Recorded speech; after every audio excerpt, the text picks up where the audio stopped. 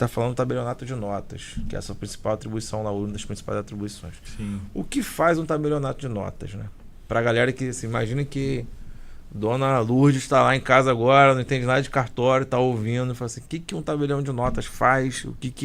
E aí depois você pode passar pelas outras atribuições aí que o cartório tem também, né? Sim. Isso é interessante que seja falado, porque o nome é estranho, tabelionato de notas, né? É igual, teve um tempo que eu desisti de explicar o que era procurador da República, quando eu fui procurador da República. Porque as pessoas falavam, então você é advogado do governo? Eu falei, não, eu sou procurador da República. É que veio um nome lá de trás, né? Quando ainda era o procurador da República, era advogado da União e procurador da República. Tanto que a Constituição de 88 deu a opção para quem era procurador da República optar pela AGU ou pelo MPF. Então, por quê? Porque isso é até interessante. Um amigo meu, ele falou que na época, ele era, antes de 88, era procurador. Ele, por exemplo, ajuizava uma ação contra a União e aí um outro colega procurador da República que fazia a defesa da União. Então, era muito louco. E o tabelionato de notas, ele também tem essa coisa histórica, no sentido de notas. O que é notas, né?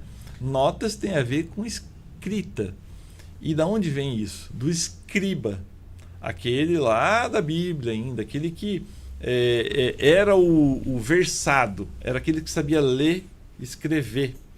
E eram poucas pessoas na antiguidade que conseguiam fazer isso.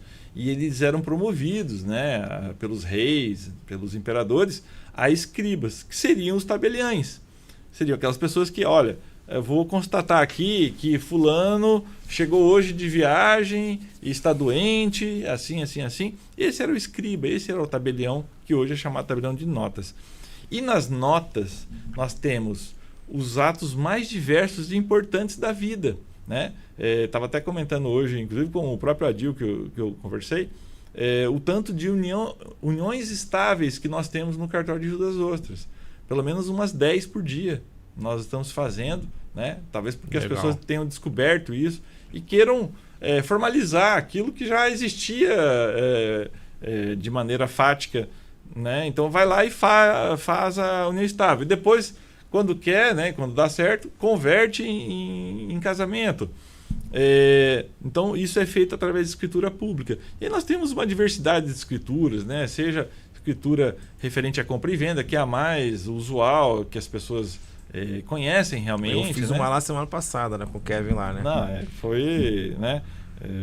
Agradeço a confiança e eu acho que excepcional, experiência incrível. Eu falei que semana passada e repito aqui novamente, você quer fazer sua escritura com facilidade, com agilidade. Foi muito legal porque eu até comentei isso no meu stories, doutor, que eu fiz o seguinte: eu fui para a empresa do meu cliente, sentei com ele para ajudar ele no notariado, para ele fazer a assinatura da escritura. E aí acompanhei ele. Quando ele assinou, ele fez o pagamento, tudo online, tudo tranquilinho. Ele saiu e falou assim: agora vamos lá para eu te mostrar o imóvel. Aí ele foi lá com o maior amor, me mostrou cômodo por cômodo. E assim, cara, foi muito legal. Experiência para mim 11, assim. Foi o primeiro processo que eu tive com ele. Inclusive até o sócio dele brincou: pô, que dinheirinho rápido e tão fácil que você ganhou. Eu falei: cara, eu não sei se eu tô feliz ou eu tô triste, né? Porque você tá falando que foi fácil porque foi rápido, mas você me contratou para ser rápido, né? E aí eles já me chamaram para mais... Amanhã eu tenho reunião com eles, tem mais 2, 3 processos lá para resolver lá.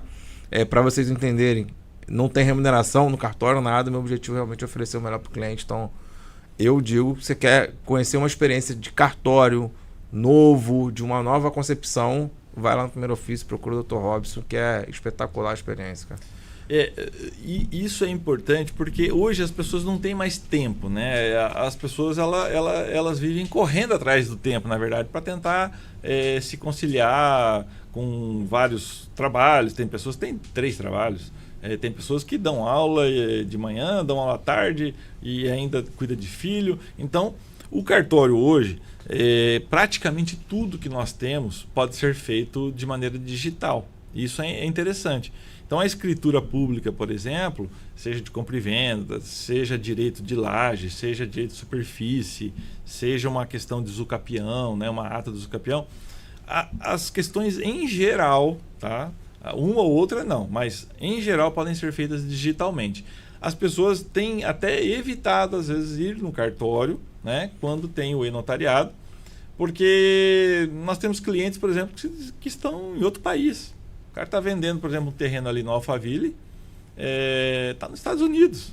E deu autonomia para o corretor foi lá, resolveu. Aí, na hora de fazer a escritura, ele está lá nos Estados Unidos. A gente faz, inclusive, até o certificado digital para ele poder fazer esse ato mesmo à distância. E aí, uma coisa muito importante que as pessoas também não sabem, né? Procurações as pessoas geralmente também entendem, mas as atas são documentos importantíssimos para a prova depois, seja em juízo ou seja mesmo em outras situações. Então, vamos supor uma situação de uso capião, precisa de uma ata, né? Se quer fazer no extrajudicial, essa ata é feita pelo escrevente, vai lá, olha, tira foto, vê quanto tempo tem de posse, faz um documento que vai servir para o registro de imóveis analisar. Então, um acidente de veículo, por exemplo, né? Ocorreu um acidente, chamar o escrevente, vai lá e constata aquilo. Ele não vai dar opinião sobre aquilo, mas ele vai constatar. Exatamente. A ata notarial é um excelente instrumento para que possa constatar os fatos utilizando a fé pública ali do cartório. Exatamente.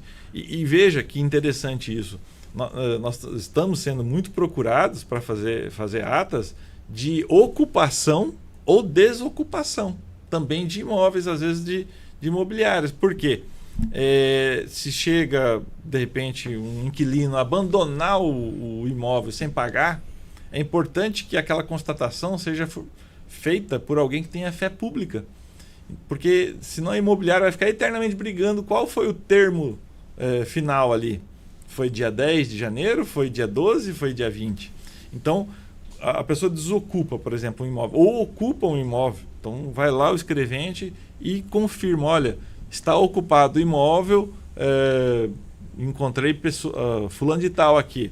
Isso é uma prova pré-constituída já para, em juízo, depois você... E que, em geral, os juízes, eles aceitam essa prova e isso é dificilmente desfeito. Outra situação que tem surgido muito também são os testamentos, né? Isso surgiu muito na pandemia, depois parou, o pessoal ficou tranquilo e agora está voltando muito a fazerem testamentos. Eu acredito que até semana passada foram feitos, não sei se semana passada, mas nos últimos 15 dias, pelo menos 5 testamentos, né? A pessoa vai lá e fala, olha, eu quero deixar uma parte para minha filha, uma parte para o meu sobrinho, né? Isso resolve muito a questão da briga sucessória. E, pelo amor de Deus, gente, não façam testamento particular, porque o testamento particular, ele é um foco de problemas de todas as espécies, né?